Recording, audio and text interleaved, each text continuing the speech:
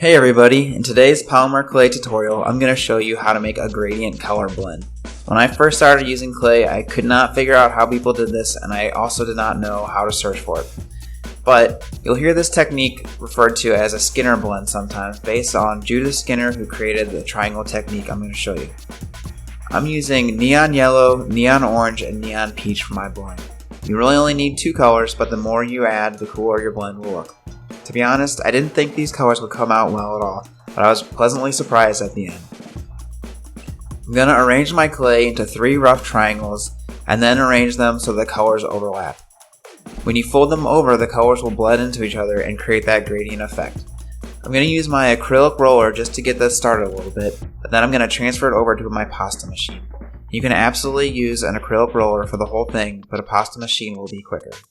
I'm going to show you this whole process so that you can see how long it actually takes, and you might be surprised that it's pretty quick.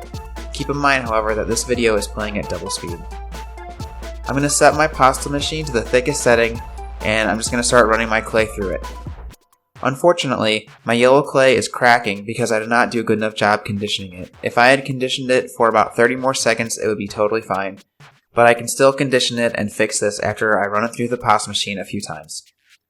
So to get this gradient blend, all you need to do is run your clay through the pasta machine, fold it up so the colors match up, and then put it through again. And always start rolling on the side you folded first so that you push air bubbles out of the clay instead of trapping them in. And you just keep on running your clay through, and gradually you will start to see a gradient.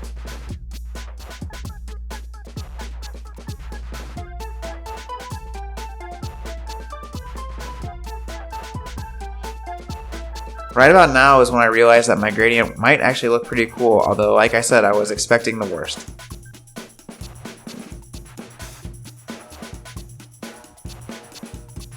You'll also start to see your clay expand a little bit and get wider, and you can fix this by pushing in the sides or by placing an object at the top of your rollers to help control the width.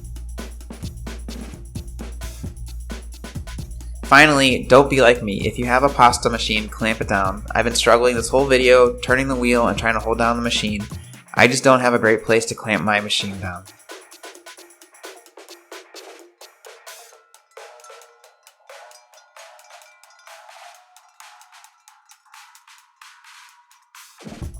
Once I had my gradient, I didn't have anything fancy in mind to make, so I'm just going to make a drink coaster.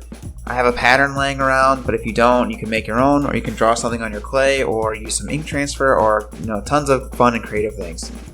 But if you are using a pattern, press it down as evenly as possible, and if you can sandwich it between 2 flat surfaces, that will actually give you the best effect.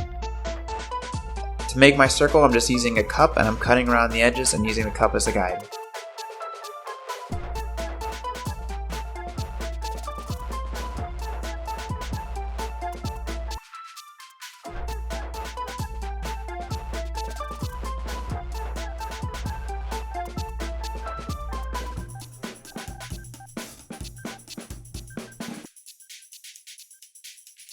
So here you go, I made a quick gradient effect, and I also have a new drink coaster.